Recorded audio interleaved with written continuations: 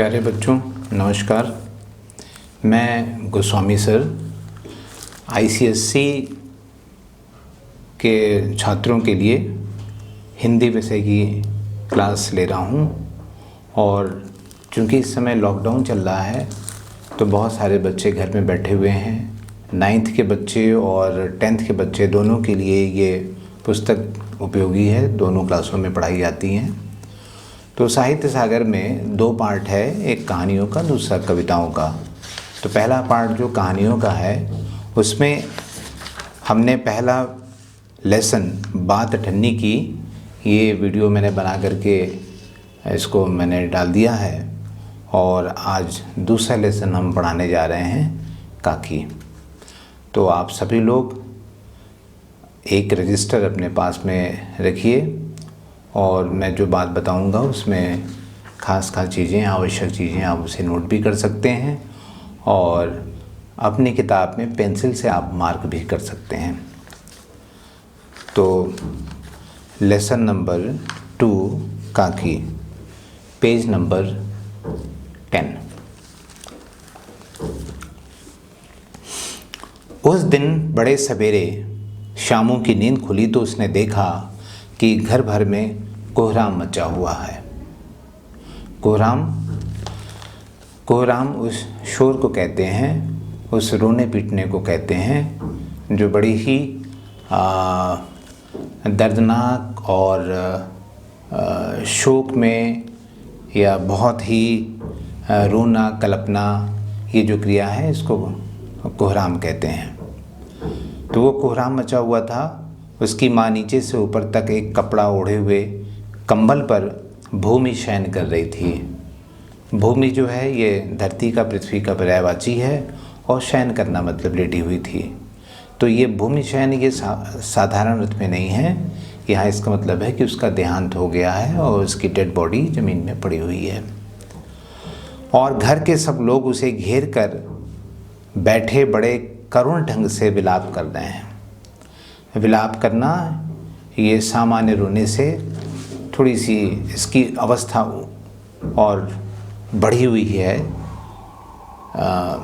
तो इसलिए मतलब ज़ोर ज़ोर से रोना ये विलाप है। और करुण ढंग से जिसको देख करके मन में करुणा उत्पन्न हो, इस वजह से ये करुण ढंग से विलाप कर रहे हैं। लोग जब उमा को स्मशान ले जाने के लिए उठा कर ले जाने लगे तब श्यामू ने बड़ा उपद्रव मचाया। उपद्रव मचाना मतलब तंग करना, परेशान करना। लोगों के हाथ से छूटकर वह उमा के ऊपर जा गिरा। बोला, काकी सो रही है, उन्हें इस तरह उठाकर कहाँ लिए जा रहे हो? मैं नहीं जाने दूंगा। लोग बड़ी कठिनता से उसे हटा पाए। काकी के दाह संस्कार में उसे नहीं जाने दिया। एक दासी राम राम करके उसे घर पर ही संभाले रही। दाह संस्कार हिंदू धर्म के अंतर्गत यह एक अंतिम संस्कार है। यह शमशान भूमि में किया जाता है और उस दाह संस्कार की क्रिया में सिर्फ पुरुष लोग जाते हैं। उसमें बच्चों को और महिलाओं को नहीं ले जाया जाता, क्योंकि वहाँ का जो दृश्य है वो बहुत करुणामय होता है और हो सकता है ये दोनों लोग उस दृश्य को ना देख सकें, इसलिए उनके लिए वर्जित है। एक दासी राम राम करके उसे घर पर ही संभाले रही। किसी प्रकार उसने उस बच्चे को कंट्रोल किया, संभाल करके रखी। यद्यपि बुद्धिमान गुरुजनों ने उसे विश्वास दिलाया कि उसकी काकी उसके मामा के यहाँ गई है। कुछ जो बुद्धिमान लोग थे उन्होंने उसको समझाया, एक झूठी दिलासा दी, कुछ न कुछ तो बताना ही होगा कि उसकी काकी कहाँ गई है। तो उन्होंने कह दिया कि मामा के यहाँ गई है। परंतु असत्य के आवरण में सत्य बहुत समय तक छिपा नहीं रह सका। एक न एक दिन वो बात उजागर हो गई। कैसे हुई? आसपास के अबोध बालकों के मुंह से ही वह प्रकट हो गया। बच्चे खेल खेल में ही उन्होंने बता दिया कि तुम्हारी काकी तो मर गई है। यह बात उससे छिपी न रह सकी कि काकी कहीं नहीं ऊपर राम के यहाँ गई है। किसी ने उसको ये समझा दिया कि तुम्हारी काकी जो है भगवान राम के यहाँ ऊपर गई हुई हैं। काकी के लिए कई दिन तक लगातार रोते रोते उसका रुदन तो क्रमशः शांत हो गया, परंतु शोक शांत न हो सका। रुदन जो होता है ये कुछ घंटों के लिए होता है। कुछ घंटे रोने के बाद लोग धीरे धीरे धीरे चुप हो जाते हैं, शांत हो जाते हैं, अपने आप भी शांत हो जाते हैं और दूसरे लोग भी उन्हें सांत्वना देते हैं, उन्हें समझाते हैं, हिम्मत देते हैं, दिलासा देते हैं, ढांढस बताते हैं। वो रोने वाला व्यक्ति चुप हो जाता है। लेकिन उसके अंदर जो शोक समा जाता है, जो बैठा होता है, वो शोक शांत नहीं होता। उसे शांत होने में घंटों, कई दिन और महीने तक लग जाते हैं। वर्षा के अनंतर 1-2 दिन में ही पृथ्वी के ऊपर का पानी तो अगोचर हो जाता है, परंतु भीतर ही भीतर उसकी आर्द्रता जैसे बहुत दिन तक बनी रहती है। वर्षा के दिनों में जब बारिश होती है, धरती पे पानी गिरता है, कुछ घंटों तक पानी रुका रहता है, फिर धरती उसे धीरे धीरे सोख लेती है, पानी अदृश्य हो जाता है, गायब हो जाता है। लेकिन उस भूमि में, उस मिट्टी के नीचे उसकी आर्द्रता, उसकी नरमाहट, वो गीलापन नीचे भी बना रहता है। वैसे ही रुदन तो शांत हो गया, लेकिन अंदर जो शोक बैठा हुआ था वो शांत नहीं हुआ था, और वह शोक अंतःस्थल में अर्थात हृदय में जाकर के बस गया था। वह प्रायः बैठा शून्य मन से आकाश की ओर ताका करता। अकेला बैठा बैठा क्या करता? आकाश की ओर ताका करता। कैसे? शून्य मन से। तो मन उसका शून्य है, मन चंचल होता है, एकाग्र नहीं होता, जल्दी वश में नहीं होता, इधर उधर भटकता रहता है। लेकिन आज वह शोकग्रस्त है बालक, इसलिए उसका मन शून्य है। और आकाश की भी एक पर्यायवाची है शून्य, आकाश को भी शून्य कहते हैं। तो यहाँ क्या है? शून्य से शून्य मिल गया है, एकाकार हो गया, दोनों का तादात्म्य स्थापित हो गया। एक दिन उसने ऊपर आसमान में पतंग उड़ती देखी। न जाने क्या सोचकर उसका हृदय एकदम खिल उठा। उसके मन में कोई एक ऐसा विचार आया, कोई एक ऐसी आइडिया आया कि उसका मन एकदम खिल उठा। विश्वेश्वर के पास जाकर बोला, काका मुझे एक पतंग मंगा दो। पत्नी की मृत्यु के बाद विश्वेश्वर अन्यमनस्क रहा करते थे। अन्यमनस्क क्या है? जिसका मन कहीं और लगा हो। अन्य माने अन्यत्र, दूसरी जगह, कहीं और। अन्य मन, तो मन जहाँ कहीं अन्यत्र है वह अन्यमनस्क है। तो वो अन्यमनस्क रहा करते थे। तो जब बच्चे ने कहा तो उन्होंने भी उसको गंभीरता से नहीं लिया और ये कहा, अच्छा ठीक है मंगा दूंगा। ऐसा कहकर वे उदास भाव से कहीं और चले गए। श्यामू पतंग के लिए बहुत उत्कंठित था। उत्कंठित मतलब बहुत उतावला था, व्याकुल था, परेशान था। वह अपनी इच्छा किसी तरह रोक नहीं सका। एक जगह खूंटी पर विश्वेश्वर का कोट टंगा हुआ था। इधर उधर देखकर उसने एक स्टूल सरका कर रखा और ऊपर चढ़कर कोट की जेबें टटोली। उनमें से एक चवन्नी का आविष्कार करके वह तुरंत वहाँ से भाग गया। चवन्नी 25 पैसे को कहते हैं, जिसको 4 आना भी बोलते हैं। 4 आना, चवन्नी या 25 पैसा। ये पैसा आजकल प्रचलन में बंद हो गया है, बाज़ार में नहीं चलता, आप लोगों ने नहीं भी देखा होगा। और अगर आप पिता से, अपनी माता से कहेंगे तो हो सकता है कि उन्होंने कहीं पुराने सिक्के कलेक्ट करके रखे होंगे तो वो आपको दिखा भी सकते हैं, आप देख सकते हैं। तो आविष्कार कैसे किया? जब उसने कोट की हर जेब टटोली तो उसे किसी एक पॉकेट में 25 पैसे का सिक्का, ये 54 का सिक्का उसे मिल गया। उसे लेकर के वह वहाँ से भाग गया। सुखिया दासी का लड़का भोला श्यामू का समवयस्क साथी था। समवयस्क का मतलब समान उम्र वाला, 1-2 साल छोटा या 1-2 साल बड़ा, उसे समवयस्क कहते हैं। श्यामू ने उसे 54 देकर कहा, अपनी जीजी से कहकर गुपचुप एक पतंग और डोर मंगा दो। देखो खूब अकेले में लाना, कोई जान न पाए। पतंग आई, एक अंधेरे घर में उसमें डोर बांधी जाने लगी। ये बच्चे सारा काम इतना गुपचुप तरीके से छिप के कर रहे थे कि किसी को पता ना चले, कोई देखे ना, वरना उनकी जो प्लानिंग है वो भंग हो सकती है, टूट सकती है। वो लोग एक अंधेरे कमरे में बैठ कर के डोर बांधने लगे। श्यामू ने धीरे से कहा, भोला किसी से न कहो तो एक बात कहूँ। भोला ने सिर हिलाकर कहा, नहीं किसी से नहीं कहूँगा। श्यामू ने सिर हिलाकर कहा, मैं यह पतंग ऊपर राम के यहाँ भेजूँगा, इसे पकड़कर काकी नीचे उतरेगी। मैं लिखना नहीं जानता, नहीं तो इस पर उसका नाम भी लिख देता। भोला श्यामू से अधिक समझदार था, हो सकता है उससे उम्र में बड़ा भी रहा हो।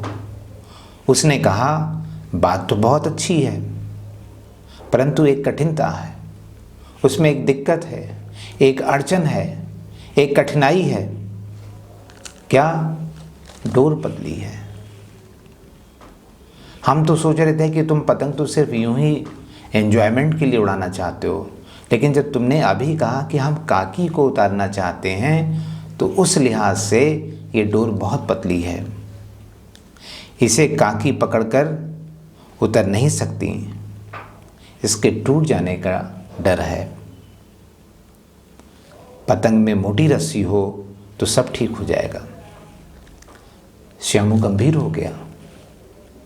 मतलब ये कि बात लाख रुपए की सुझाई गई थी, बहुत अच्छी बात उसने बताई थी, परंतु कठिनता यह थी कि मोटी रस्सी कैसे मंगाई जाए। पास में दाम नहीं है, दाम मतलब पैसे, पास में पैसे नहीं हैं, और घर के जो आदमी काकी को बिना दया माया के जला के आए हैं, शमशान घाट पे जो उसका दाह संस्कार करके आए हैं, वो उसे इस काम के लिए कुछ नहीं देंगे, एक धेला नहीं देंगे। उस दिन श्यामू को चिंता के मारे बड़ी रात तक नींद नहीं आई, बहुत देर तक, मतलब आधी रात गुजर गई होगी, उसे नींद नहीं आई। वो यही सोचता रहा कि कैसे पैसे का इंतज़ाम हो और कैसे हम डोर मंगाएं। तो दूसरे दिन उसने क्या किया? पहले दिन की तरकीब से दूसरे दिन उसने विश्वेश्वर के कोट से 1 रुपया निकाला, ले जाकर भोला को दिया और बोला, देख भोला, किसी को मालूम न होने पाए, अच्छी अच्छी 2 रस्सियाँ मंगा दे, एक रस्सी ओछी पड़ेगी, ओछी का मतलब छोटी पड़ेगी, पता नहीं कितनी हाइट तक पतंग उड़ानी पड़ जाए, तो तुम 2 लेकर के आना। जवाहर भैया से मैं एक कागज़ पर काकी लिखवा दूंगा, एड्रेस लिखा रहेगा तो मेरी पतंग सही जगह पे पहुंच जाएगी। नाम की चिट रहेगी तो पतंग उन्हीं के पास पहुंच जाएगी। 2 घंटे बाद प्रफुल्ल मन से, प्रफुल्ल मन प्रसन्न मन से, मुदित मन से, श्यामू और भोला अंधेरी कोठरी में बैठे बैठे पतंग में रस्सी बांध रहे थे कि इसी बीच क्या हुआ?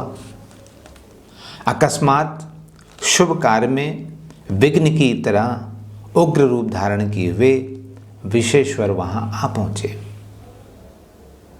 भोला और श्यामू को धमकाकर बोले, तुमने हमारे कोट से रुपया निकाला है? भोला सकपकाकर एक ही डांट से मुखबिर हो गया। सकपकाकर मतलब घबराकर, और मुखबिर हो गया।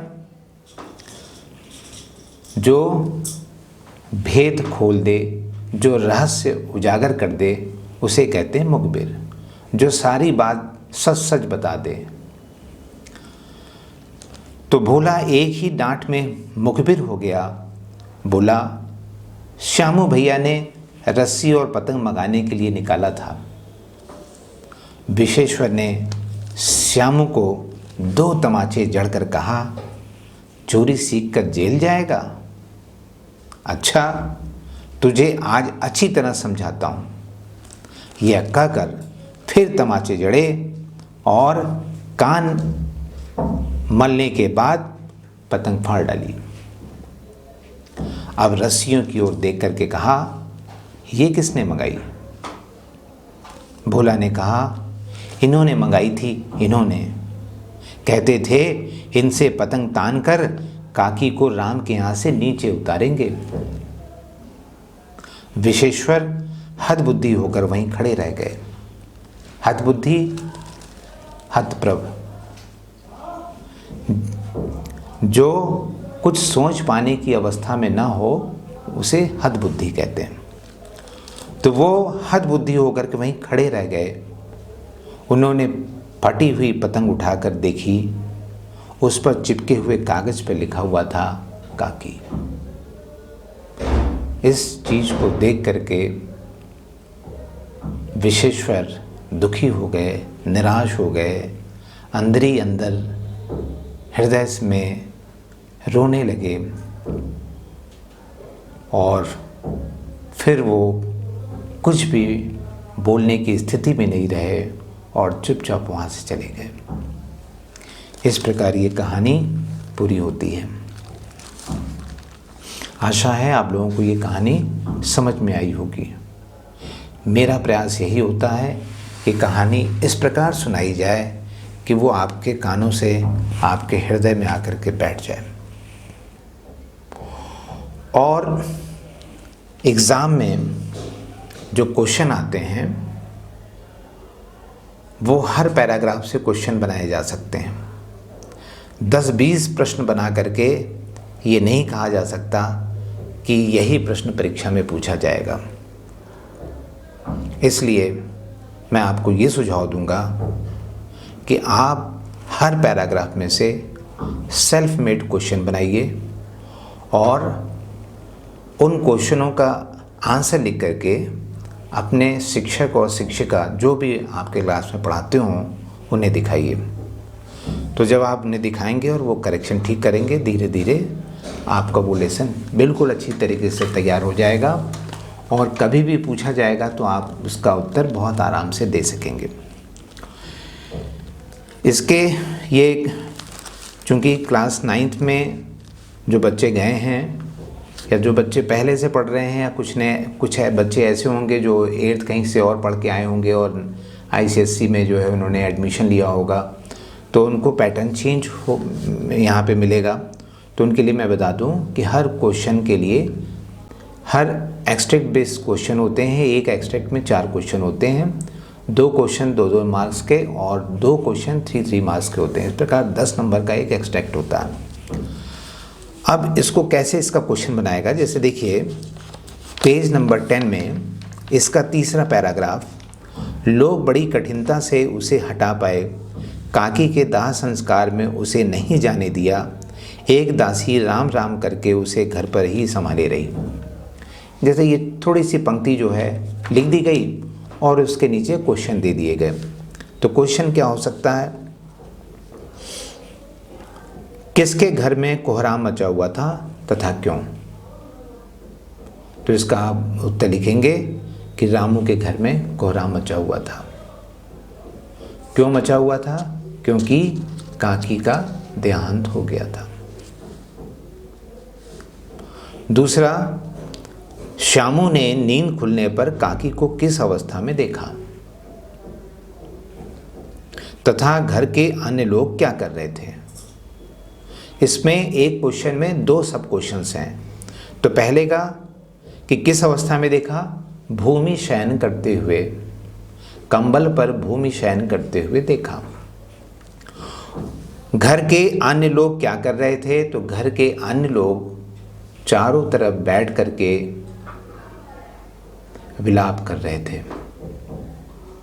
घर में कोहराम मचा हुआ था, सब लोग रो रहे थे।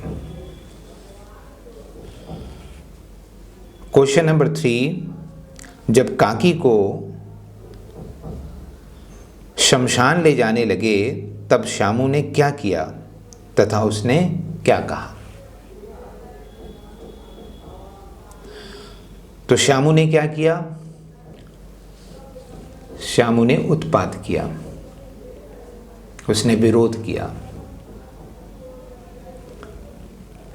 वह काकी को ले जाने नहीं दे रहा था।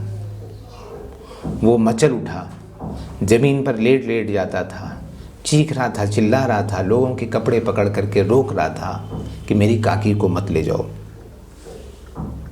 और उसने क्या कहा, उसने यही कि मेरी काकी को मत ले जाओ।